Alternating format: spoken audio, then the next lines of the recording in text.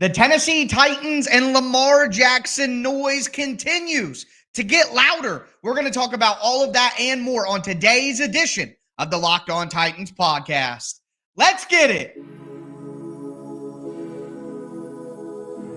You are Locked On Titans, your daily Tennessee Titans podcast, part of the Locked On Podcast Network, your team every day.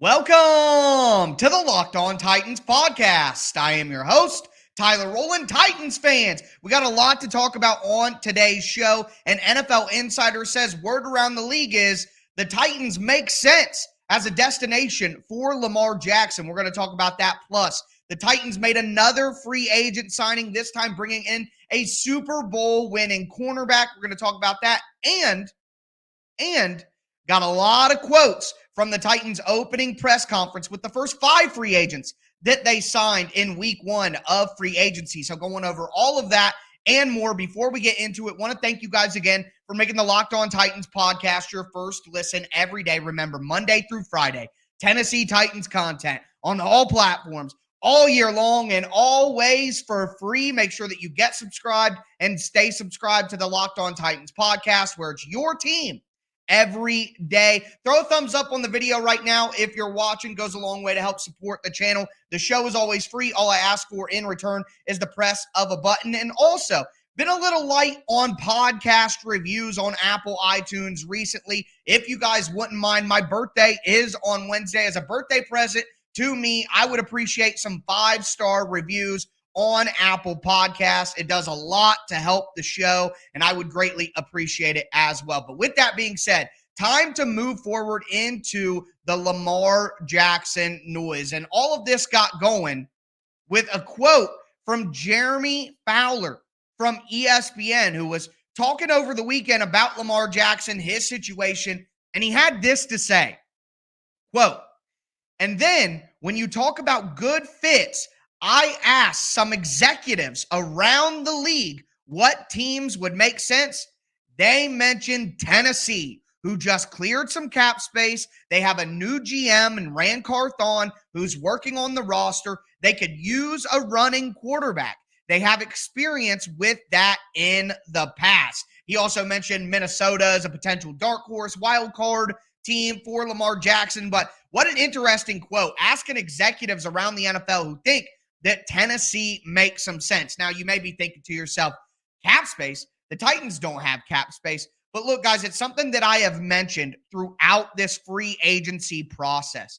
The Titans may not have a ton of cap space right now, but they are going to have nearly $100 million in cap space next year, maybe even more the year after that. So what the Titans can do easily is, and this is why I never ruled out any of the big money names on the free agent market for the Titans, because all the Titans would have to do, like we see around the league consistently, like the Titans have done with Bud Dupree, like the Titans have done with Harold Landry, and so many others.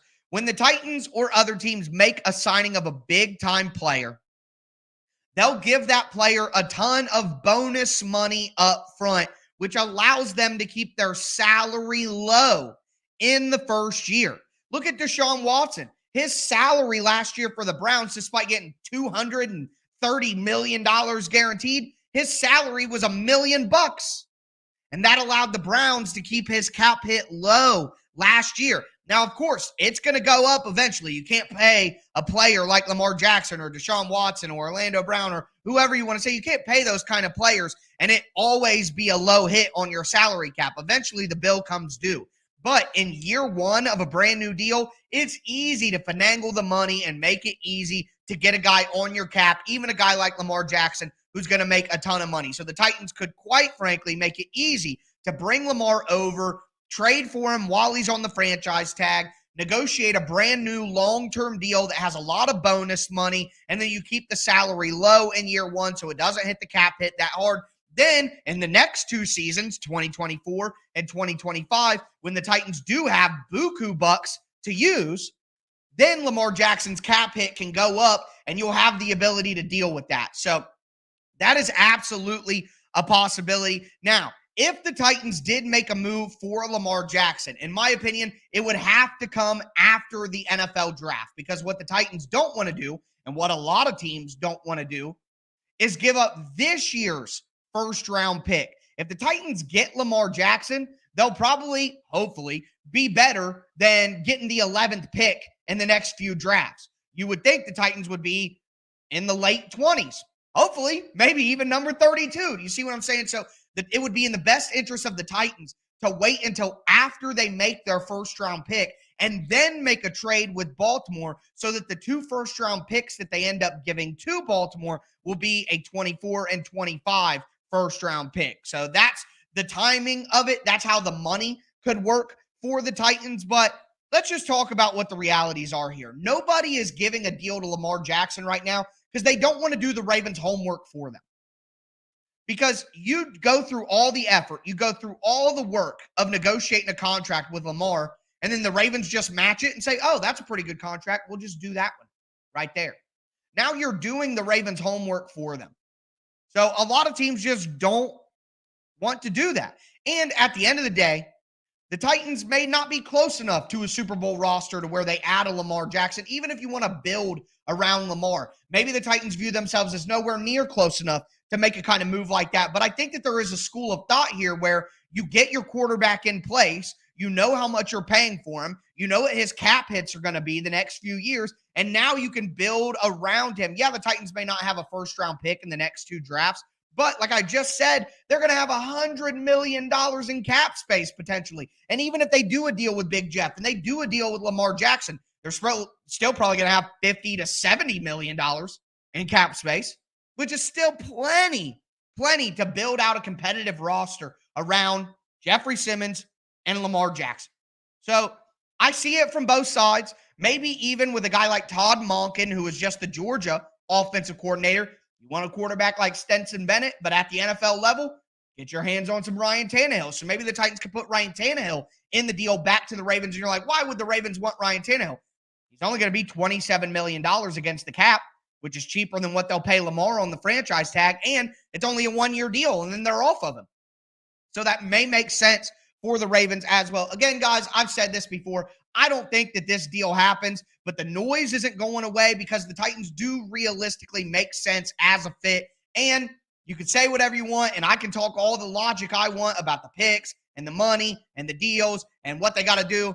But Lamar Jackson and Derrick Henry in the same backfield, that sure would be fun to watch on Sunday. So going to continue to monitoring the situation. If you're somebody who wants this deal to happen, be patient, because I wouldn't expect anything like it to happen until draft weekend for sure. But with that in mind, we're going to talk about a player who did sign with the Titans, and it's Sean Murphy-Bunting, a former Super Bowl winning cornerback from the Tampa Bay Buccaneers. We're going to go over his signing and what he can bring to the Titans defense in just a moment. Before we get into it, though, do want to let you guys know that today's episode is brought to you by FanDuel. Look, FanDuel is the #1 sports book in America. And I realize it may not be football season, but it is the best time of year for basketball fans. You got the NCAA tournament heating up right now, getting into the Sweet 16. The NBA season is at the best time of the year. And right now, new customers to FanDuel can get a no-sweat first bet up to $1,000. That's bonus bets back even if your first bet doesn't win. All you got to do is download the FanDuel Sportsbook app. It's safe, it's secure, it's super easy to use. Then you can bet on everything from the money line to the point spread, to how many points a guy is going to score, how many three-pointers a guy is going to make. My favorite thing to do in sports gambling, period, is a single game parlay for a basketball game. Couple of guys scoring this many points, couple of guys getting this many rebounds, this team to win, couple of three-pointers from this guy. You put it all together, bet a little to win a lot. Don't miss your chance to get your no-sweat first bet up to $1,000 in bonus bets back when you go to FanDuel.com/LockedOn. That's FanDuel.com/LockedOn to learn more. Make every moment more with FanDuel, an official sports betting partner of the NBA.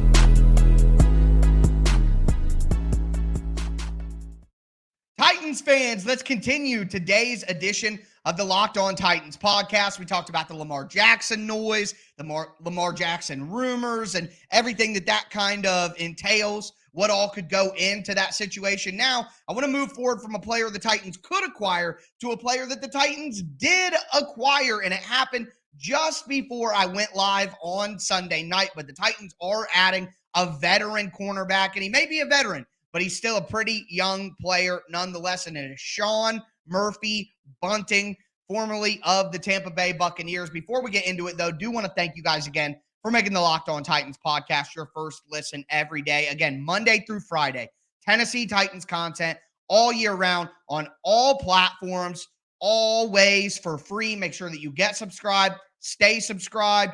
It's part of the Locked On Podcast Network, where it's your team every day.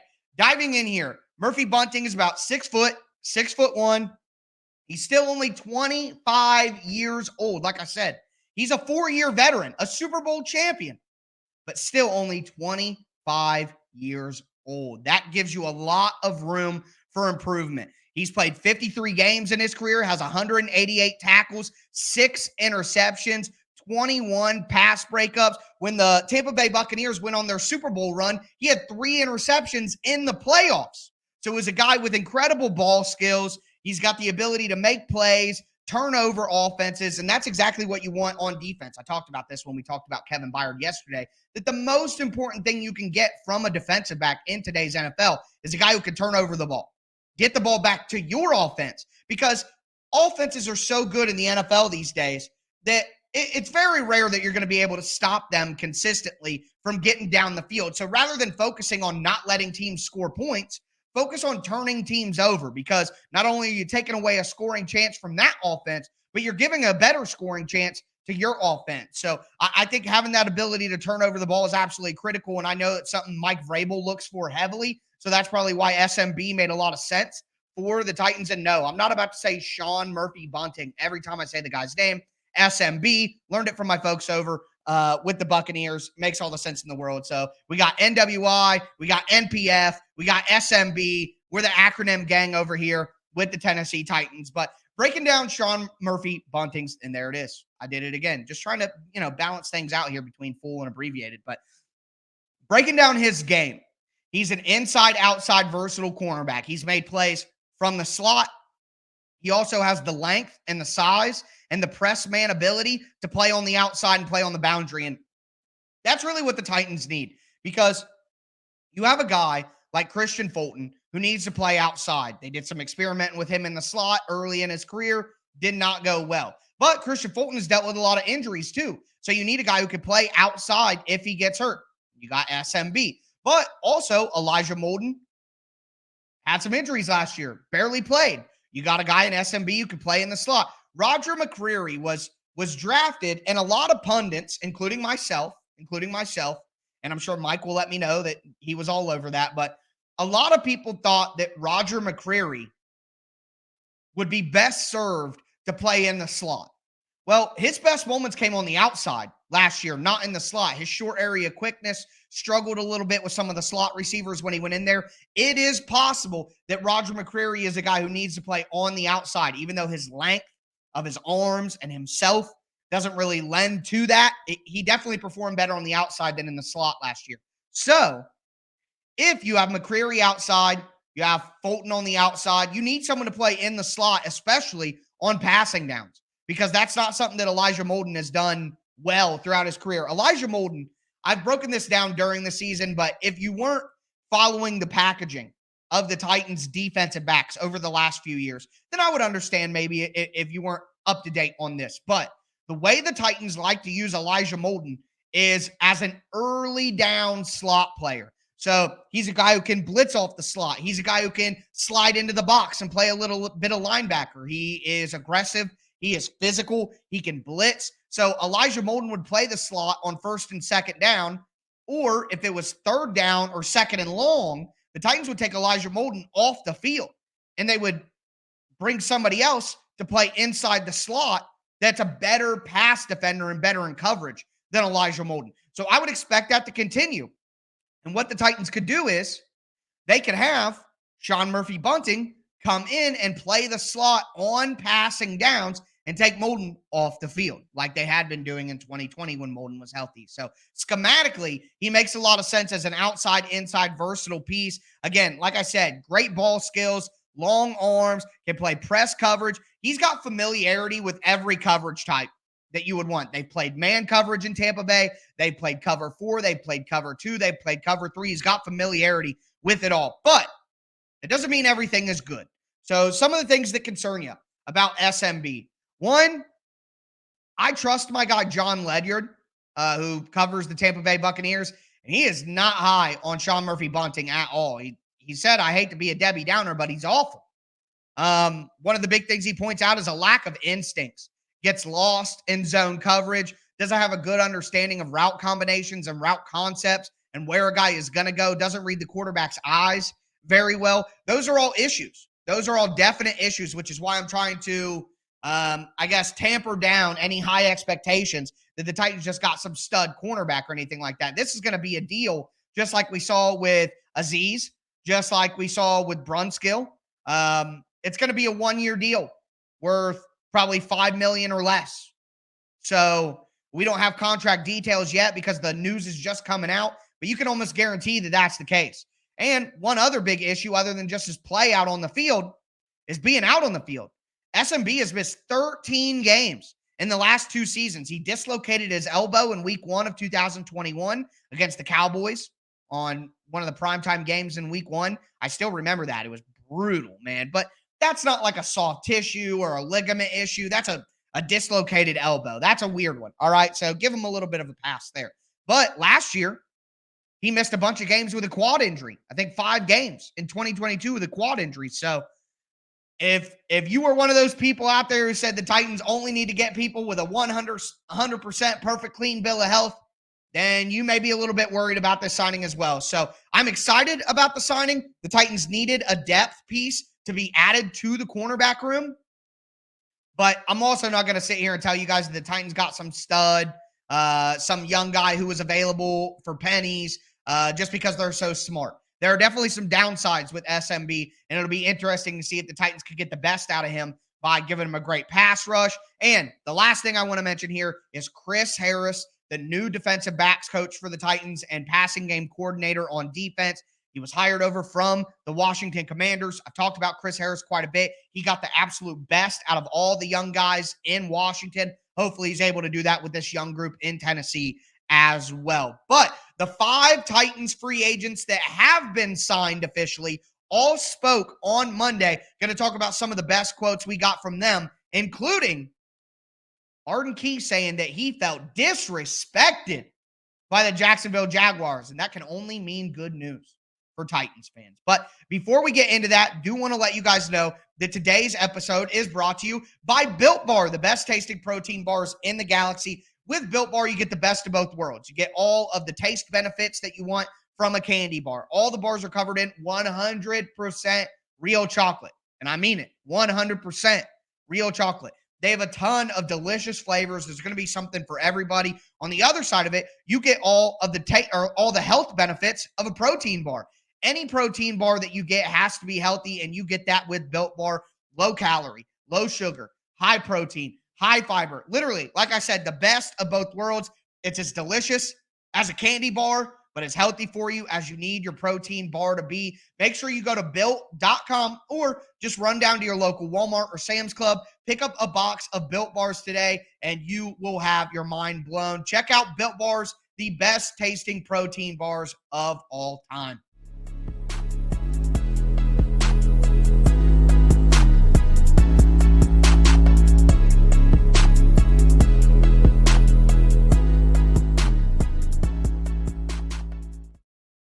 Titans fans, let's cap off today's edition of the Locked On Titans podcast. We talked about the Lamar Jackson rumors. We talked about the signing of Sean Murphy-Bunting. Now I want to get into some of the best quotes from the opening press conference of the Titans' 5 free agents they signed. Before I get into it, do want to thank you guys again for making the Locked On Titans podcast your first listen every day. Now for your second listen, check out Locked On NFL Scouting with the Draft Dudes.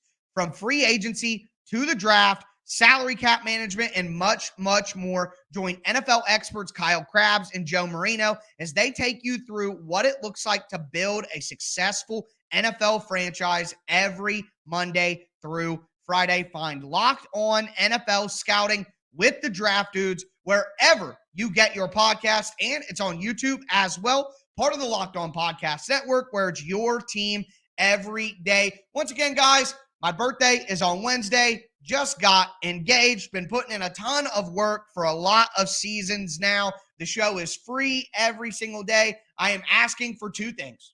Throw a thumbs up on the video right now. It goes a long way to help support the channel. And two, if you're listening on the podcast or if you have the ability to do so, go on the Apple Podcast app and give the Locked On Titans podcast a 5-star review. Not only have I been putting in a lot of work lately to give you guys a free show and would just appreciate it, but I've gotten some poor reviews lately that are strange. I had somebody give me a 1-star review because I'm not a religious person.